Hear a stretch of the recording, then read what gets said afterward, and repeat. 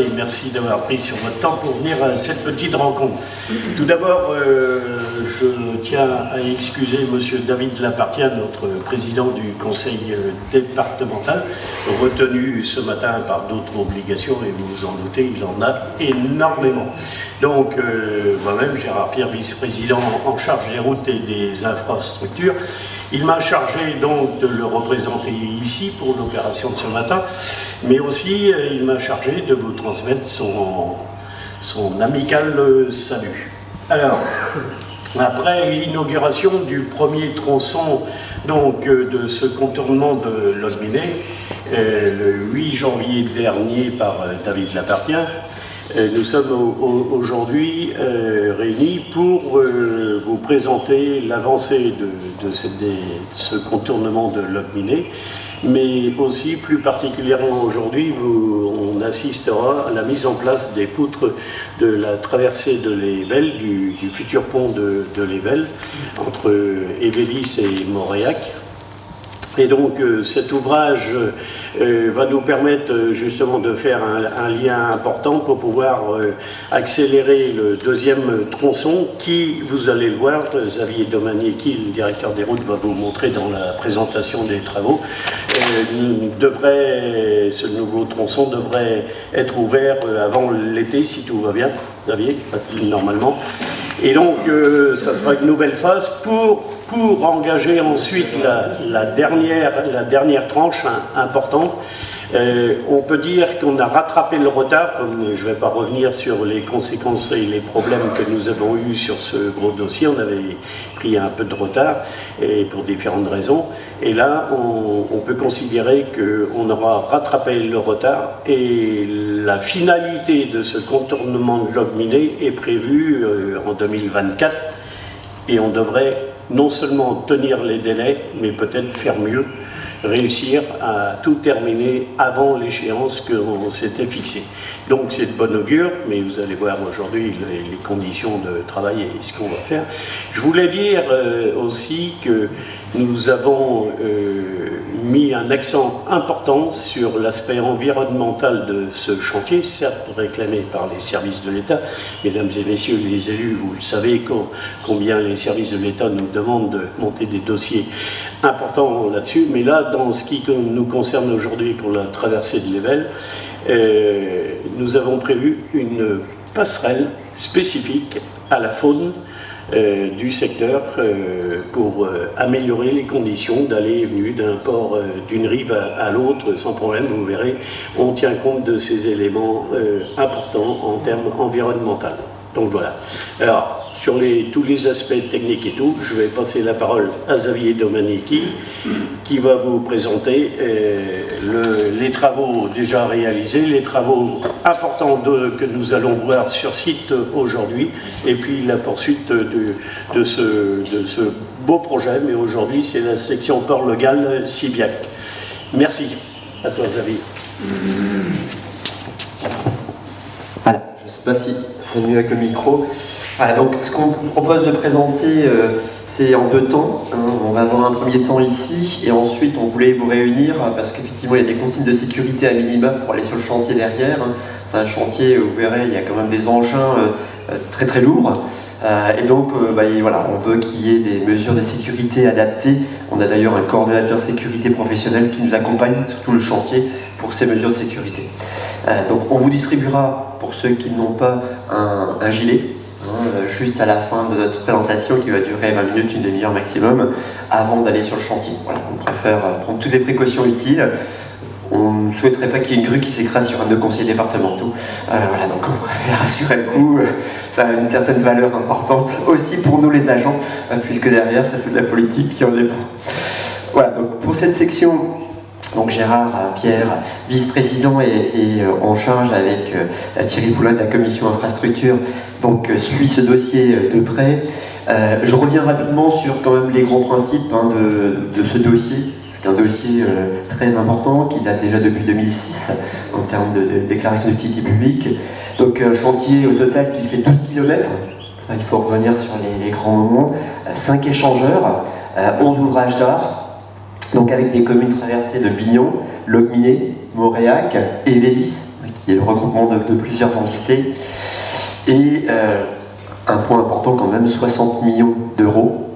Voilà, la totalité du montant du projet, hein, qui est quand même exceptionnel aujourd'hui dans la région Bretagne aussi. Voilà, il faut quand même le signaler.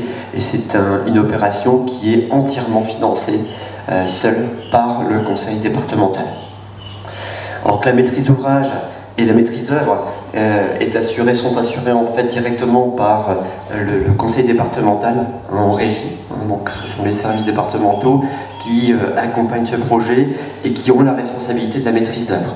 Voilà. Même si nous pouvons être accompagnés par certains bureaux d'études, on va le voir, on a notamment à travers les enjeux environnementaux un accompagnement d'un coordonnateur environnemental spécifique, AEPE Ginko sur le chantier, hein, parce qu'effectivement ça fait partie aujourd'hui des obligations, mais aussi du respect que le département s'est engagé à prôner, tant par la protection de l'environnement que l'attention portée sur les aspects agricoles. On a également donc l'entreprise Projection qui nous accompagne pour la coordination sécurité et protection de santé. Donc voilà, vous avez le plan global. Alors, je vais m'avancer juste un peu pour bien expliquer le schéma. Hein, donc on a Locminé, Moréac, Billan et Vélis. Donc vous avez pu déjà vous rendre sur le chantier donc en janvier, début janvier, pour mettre en service la partie sud de la RN 24, la première partie du contournement de Locminé. Hein, donc aujourd'hui, l'ensemble de la circulation venant de Vannes ou de Pontivy donc emprunte l'ARD 767 jusqu'à l'échangeur situé au nord de Locminé, reprend la RN 24 pour ensuite prendre notre fameux barreau de contournement vers Vannes et vice versa. Donc ça c'était l'inauguration, mise en circulation donc en janvier. Comme ça avait été annoncé par le président, l'appartient, nous sommes en train de finaliser la seconde section, donc la seconde section qui va jusqu'à Port-le-Gall, et cette partie-là, on espère que les cieux seront avec nous, pour l'instant c'est le cas, doit être mise en service comme c'était prévu pour le 15 juillet au plus tard. Voilà un peu l'objectif qu'on s'est fixé. On espère bien entendu que ça soit un peu plus tôt, mais aujourd'hui on reste sur cette limite du 15 juillet telle qu'elle a été affichée au mois de janvier. Mi-juillet au plus tard, on aura cette section, ce barreau, qui va complètement changer la donne au niveau du secteur, puisqu'effectivement là on aura tout le trafic qui vient de Pontivy ou de Vannes et qui n'a pas à transiter par Locminé, qui pourra emprunter l'ensemble du contournement de Locminé. Donc ça c'est un élément très important. Très attendu localement, économiquement, également pour la desserte du centre-Bretagne vers Pontivy, vers Vannes, pour tous les acteurs économiques locaux et régionaux. Voilà, ça c'était quand même un élément fort. Donc ce chantier est en cours. Je ne sais pas si vous passez le long de la RD actuelle, mais vous voyez qu'on est déjà sur une certaine couche de noir. Il reste quand même les dernières couches, tous les équipements de sécurité à mettre en place, l'aménagement paysager bien entendu, des litières, les clôtures qui sont en cours de constitution également, quelques éléments d'assainissement aussi. Donc voilà, tout ça est en cours de finalisation et effectivement on est plutôt sur la bonne voie pour accomplir ce premier défi. Aujourd'hui nous sommes en visite sur la dernière partie de ce grand projet qui constitue effectivement la section entre Port-le-Gall et Siviac, et notamment la traversée de l'Ével, un lieu où on va se rendre sur le chantier. Donc cette dernière section qui aujourd'hui qui fait 4,5 km, notre objectif qui a toujours été affiché, effectivement, c'était une mise en service pour début 2024. Là pareil, on vient attribuer les derniers marchés concernant cette section, les derniers marchés de terrassement, assainissement, chaussée. Il restera encore que tous les équipements, les choses comme ça, mais ça va se faire en parallèle, conjointement. Mais le gros chantier vient d'être attribué par la commission d'appel d'offres du département pour un montant d'environ 10 millions d'euros, c'est ce qu'on va évoquer.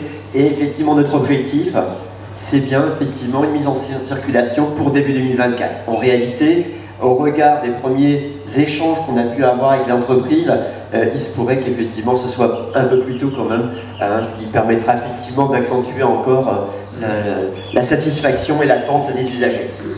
Voilà, donc juste pour dire que derrière cela, le contexte va complètement évoluer autour du contournement déjà, puisque le contournement réalisé toutes les voiries, qu'elles soient bleues, oranges, etc., ou jaunes, autour de Locminé, vont être déclassées dans les domaines communaux. Ce qui va permettre aussi un gros travail par les communes en relation avec le département derrière, puisque le département va attribuer une grosse soulte financière pour pouvoir apporter une contribution afin de réaménager sous format, je dirais, urbain, l'ensemble de ces routes départementales qui vont être déclassées.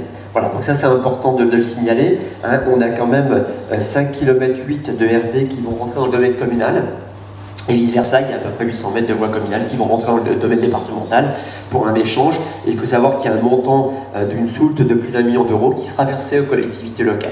Voilà, ça c'est quand même important, c'est un complément, c'était un engagement également du département, parce qu'effectivement c'était la décision qui avait été prise de faire le contournement sous réserve, qui est une prise en compte des parties en agglo demain, et ce qui va totalement permettre aux différentes communes de réaménager à destination des autres mobilités, autres que la voiture, effectivement ces axes plus urbains.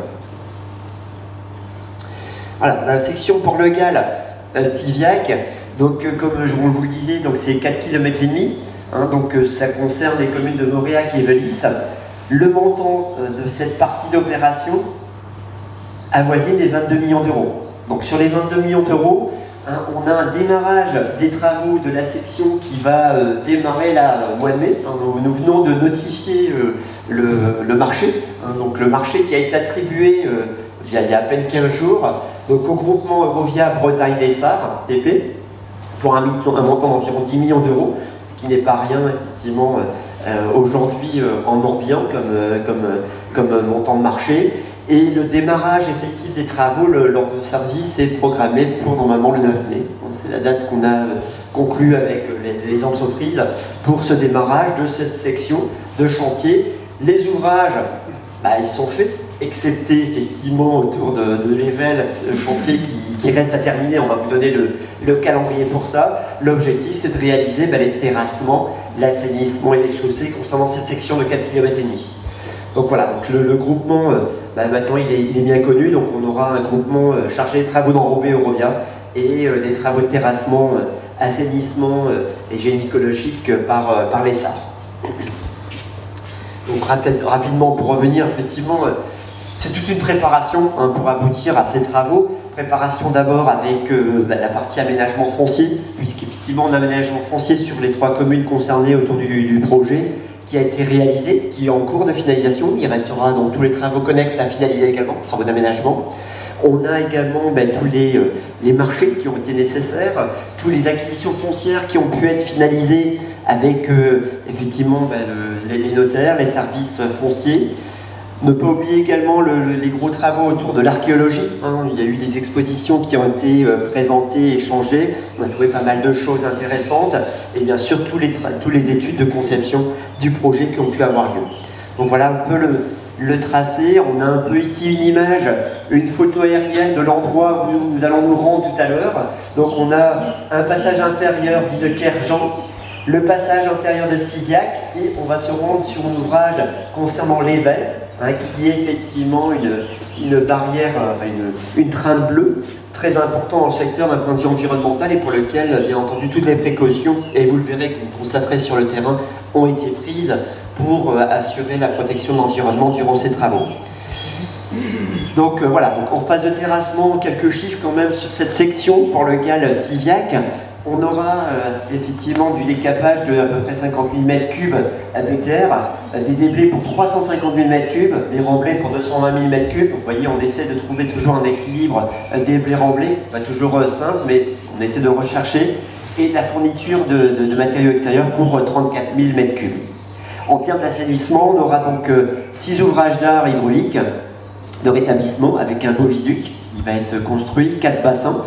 Et en termes de chaussée, on aura effectivement bien 45 000 m3 de couches de forme et 67 000 tonnes d'enrobé. Pour donner un peu les grands chiffres, enfin en termes de gynécologique, on aura des compensations de zones humides qui vont être réalisées. Une grande partie ont déjà été mises en œuvre et restent à finaliser dans certains secteurs. Voilà, donc là, rapidement, on a un planning qui permet de présenter un peu le déroulé de ce chantier-là. Comme on l'avait annoncé, le président l'avait annoncé en janvier, on avait prévu une mise en service pour début 2024. Les entreprises sont optimistes, donc voilà, elles nous ont remis, donc on a recalé un peu le planning. Normalement, on devrait pouvoir mettre en service et en circulation cette section pour fin 2023. Contrairement à ce qui avait été annoncé en 2024, ce sera plutôt fin 2023. Donc on va normalement vraiment rattraper tout le retard qu'on avait pris avec l'arrêt d'1 an des travaux liés effectivement, je dirais la décision du tribunal administratif de supprimer l'arrêté loi sur l'eau du préfet de 2016. Voilà. Donc ça c'est quand même un élément favorable et très important. Voilà, donc on a derrière toute une phase de préparation maintenant du chantier qui est en cours depuis maintenant une semaine, puisqu'on a notifié le marché. Donc on a des éléments de planification bien entendu qui sont en cours de finalisation avec l'entreprise.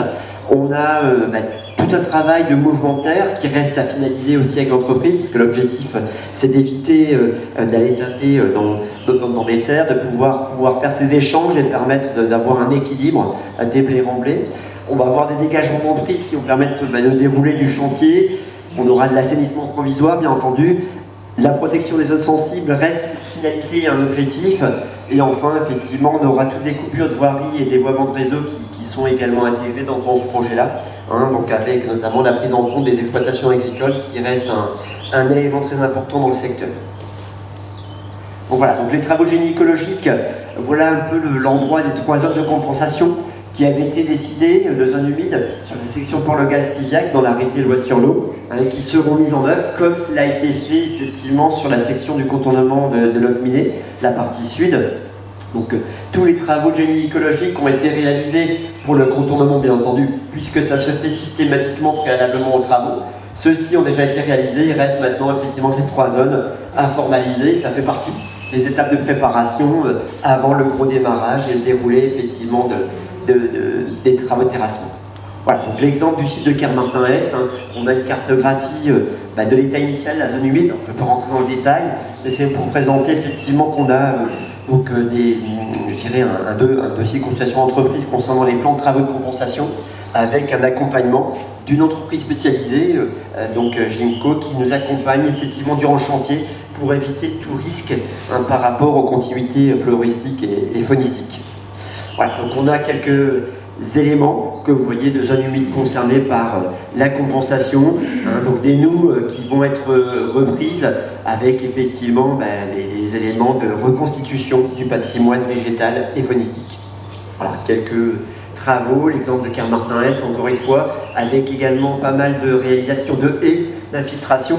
Alors j'ai plus en tête, mais c'est vrai que c'est un chiffre qu'on n'avait jamais affiché parce qu'on ne se rendait pas compte. On aura également quand même sur ce chantier-là près d'1 million d'euros de paysagement. 1 million d'euros. Enfin voilà, ça paraît des chiffres qu'on ne ressort pas, parce qu'on ne se rend pas compte de ce que ça peut représenter. Mais vous voyez qu'un projet comme le contournement, c'est un projet de 10 km, ça apporte quand même des éléments très importants en termes de valorisation patrimoniale, environnementale aussi. Voilà, il ne faut pas le nier, c'est important. Et s'il n'y avait pas eu ce projet, il n'y aurait pas eu non plus cette régénération des espaces boisés, des haies, qui font partie également d'écosystèmes morbihanais dans les campagnes. Voilà, ça c'est important de le souligner également. Voilà, donc bien entendu, les gros travaux de terrassement classiques que vous avez déjà vus sur d'autres secteurs qui vont avoir lieu avec l'ensemble des enjeux qu'on va avoir abordés. On va le découvrir dans les mois qui viennent également.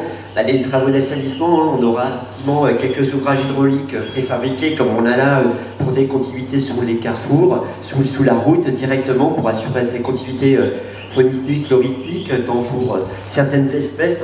On pense souvent à la loutre, aux batraciens, aux espèces aquatiques. Donc ça a déjà été mis en œuvre. Les enrobés, forcément toute la phase effectivement du noir, avec les différentes couches jusqu'à la phase finale d'enrobé. Et bien entendu, il ne faut pas oublier tous les équipements de sécurité. C'est ce qui est en cours aujourd'hui sur la section Port-le-Gal, Kermartin, donc avec la réalisation des glissières de sécurité, des glissières métalliques, des marquages de peinture, de signalisation directionnelle et de police juste avant la mise en circulation.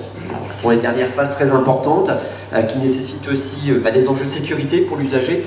Et je sais que parfois on se tire les cheveux parce que c'est toujours au dernier moment qu'on assure ces éléments-là et ça peut générer quelques tensions parfois puisque c'est toujours les derniers instants et on ne peut pas mettre en circulation une route si elle n'est pas entièrement sécurisée. C'est un gage de responsabilité du président directement et du directeur également, d'engager effectivement cette responsabilité de maîtrise d'œuvre et de la sécurité des usagers. On n'a pas le droit à l'erreur. Voilà, donc derrière, bien entendu, les clôtures, l'aménagement paysager, on le disait, il reste encore pas mal de choses à faire. Les clôtures sont en voie de terminaison donc, sur la section Guermantin-Port-le-Graal. Donc tout se passe plutôt dans les corps tels qu'on avait imaginé. Voilà, donc on va présenter rapidement, avant de laisser la parole donc, à Gwenaël Crène, qui est effectivement responsable du service Grands Travaux Ouvrages d'Art avec son équipe, pour suivre le chantier. Donc on va vous présenter donc, sur les communes Montréal-Clévélis, donc cette fameuse ouvrage hydraulique sur les Vels, qui est effectivement un double bipoutre mixte acier-béton, dans le jargon technique, qui se situe d'ailleurs entre deux ouvrages qui vont desservir les voies communales de part et d'autre. Et on a effectivement là une trame bleue, très humide, avec, et on va le voir avec quelques images, des continuités phonetiques, floristiques très importantes pour lesquelles on se devait de préserver l'environnement. Donc voilà, on va se rendre sur les lieux, sur cette zone de travaux qui est signalée en vert. Juste pour préciser, avant que Gwenaël prenne la parole, donc les entreprises qui interviennent donc, sur ce chantier, c'est l'entreprise NGE, Génie Civil, accompagnée donc de Berthold pour les parties terrassement. Donc voilà, c'est une grosse entreprise très connue au niveau national qui fait appel également à des sous-traitants, des co-traitants effectivement concernant, vous allez le voir, les engins qui arrivent sur le chantier. Et donc toute la maîtrise d'ouvrage, la maîtrise d'œuvre surtout, est assurée par nos services, par les services de la direction des routes et de l'aménagement. Donc c'est l'ouvrage qui franchit donc les Vels et son bras mort, parce qu'effectivement vous allez voir sur le terrain, il y a deux rivières en réalité. Donc c'est un bipoutre mixte double acier-béton de 74 mètres environ de longueur, ce qui n'est pas rien. On va voir qu'il va être monté en deux parties, ce que vous allez découvrir. Et le chantier a démarré il y a maintenant plus d'un an, presque un an, le 21 juin 2021. Et la période de réalisation, c'était bien 18 mois. Donc voilà, je vais laisser Gwenaël présenter dans le détail les aspects techniques et je reviendrai après sur les quelques consignes de sécurité. Bonjour à toutes et à tous, merci beaucoup. Simplement pour revenir sur ce que disait Xavier Domanichi, donc là on est sur un endroit qui est vraiment très spécifique, un environnement de travail très délicat, puisqu'on a les Vels et le bras mort à franchir. On a également une zone humide très sensible au niveau des prairies, entre le bras mort et les Vels, qui est un environnement à préserver. On est également, sur une zone de sol de très mauvaise qualité, avec des limons argileux très peu portants, et donc tassants également. Et pour les personnes qui habitent dans le secteur ou qui le côtoient, on est dans le champ d'expansion également de l'Ével, puisque dans les crues les plus importantes, l'eau remonte jusqu'à la voie communale et peut perturber fortement l'organisation du chantier. Donc là, tout ça, ça a une nécessité de la part du service et des collègues, donc une qualité d'étude quand même relativement importante, et puis également une réflexion sur l'optimisation du phasage et l'optimisation des périodes de construction pour se faciliter l'organisation et la construction et l'enchaînement du chantier. Donc, comme le disait Xavier Domanichi, donc là on est sur la construction d'un bipoutre mixte acier-béton. Bon, c'est quand même un jargon très technique, on ne va pas s'étendre, mais globalement le principe de la structure du pont. Le pont est constitué de deux types de matériaux, des poutres métalliques qui sont constituées, liaisonnées par des entretoises métalliques également, sur lesquelles on va venir poser des dalles en béton préfabriquées. Voilà, et donc l'opération, les éléments sont connectés et ça donne une structure très optimisée en termes de structure d'ouvrage d'art. Et donc l'opération que l'on va voir aujourd'hui porte sur la pose des poutres longitudinales du pont. Et il y a encore beaucoup de travaux encore à réaliser, puisqu'il y aura une opération après de soudure et puis de pose des éléments de dalle préfabriqués un peu plus tard. Alors oui, donc là nous on a aussi, la direction des routes des fois bénéficient d'une mauvaise image en termes de qualité environnementale avec l'enrobé et tout ça, mais ce sont quand même des habitudes qu'on prend en compte dans le traitement de nos dossiers. Comme le disait Xavier Domaniecki, on intègre également dès le début la rénovation des environnements, des espaces naturels sensibles et autres. Et puis nous, en termes de structure, on a intégré un caractère un peu innovant, c'est-à-dire que la structure métallique du pont, elle est constituée d'un acier autopatinable. Alors à quoi c'est un acier un peu spécifique qui n'est pas protégé par une peinture, et donc il va se corroder, il va s'enrouiller si vous voulez, et cette couverture de rouille qui va constituer la protection de la structure métallique définitive. Alors ça va marcher une fois que la dalle va être mise en place en couverture de la structure métallique. Et c'est pour ça que vous verrez sur les parties en béton, actuellement on a recouvert les parties en béton par des sortes de géotextiles, des sortes de couvertures pour éviter les coulures de rouille sur les bétons pour que ça tâche et éviter que ça reste, le temps de poser, si vous voulez, les éléments de dalle.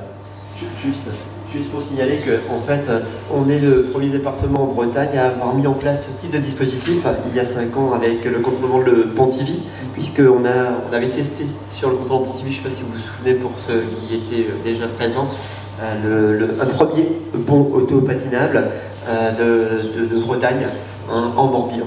Voilà. Ça, on avait testé, on avait été accompagné d'ailleurs par le CEREMA pour gérer des tests grandeur nature, pour une expérimentation, et aujourd'hui on peut le mettre en application sur tous nos nouveaux ouvrages. Ça c'est important. Et donc pour ce type de structure, on a donc un coût de construction qui n'est pas beaucoup plus cher qu'un acier classique, et surtout on s'évite de la mise en place d'une peinture, et surtout on s'évite dans 20 ans, 25 ans, un décapage et une remise en peinture complète au-dessus des zones sensibles écologiquement. Ouais. Donc voilà le principe de l'ouvrage. Donc ce qu'on appelle l'éculé, c'est des appuis d'extrémité de part et d'autre de l'évêle et du bras mort, et un appui central qu'on appelle une pile au milieu de la zone humide, au milieu de la prairie.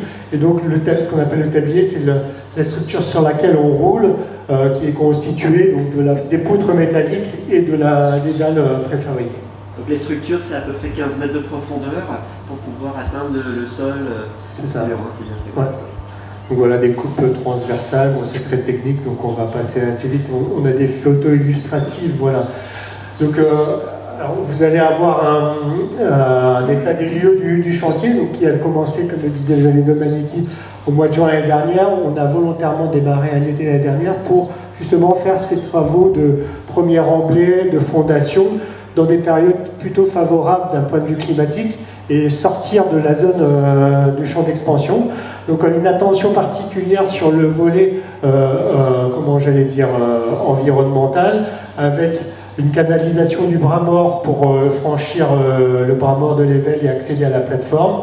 La mise en place de clôtures anti-batraciens, donc beaucoup de grenouilles dans l'espace de construction, donc pour éviter de les écraser et leur préserver leur zone de développement. On a mis en place ces clôtures pour éviter qu'elles envahissent la zone de chantier. La mise en place de géotextiles également sur le sol des prairies avant la mise en place des remblais provisoires pour éviter de trop dégrader et de polluer la terre support de la prairie.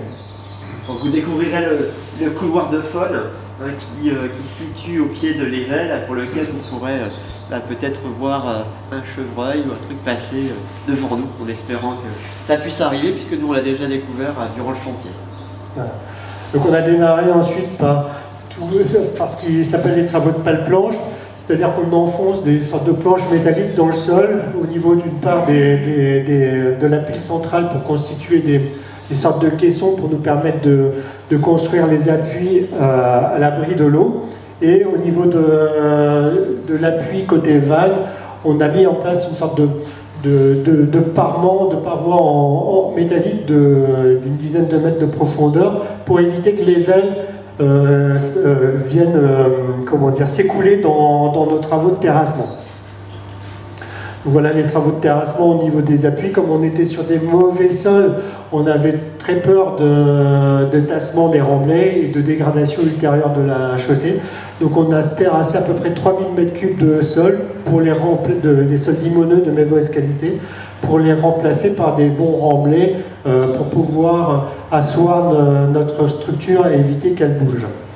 La mise en place de remblais renforcés, qui est une technique très spécialisée pour permettre d'avoir des qualités de parement. Donc vous ne verrez pas malheureusement ces parements puisqu'ils sont protégés, comme je vous le disais, par des géotextiles de couverture. Alors, comme on a des très mauvais sols, donc on ne peut pas poser les appuis directement sur le sol tel qu'il est, au risque d'avoir des dégradations du pont. Donc on a réalisé des pieux.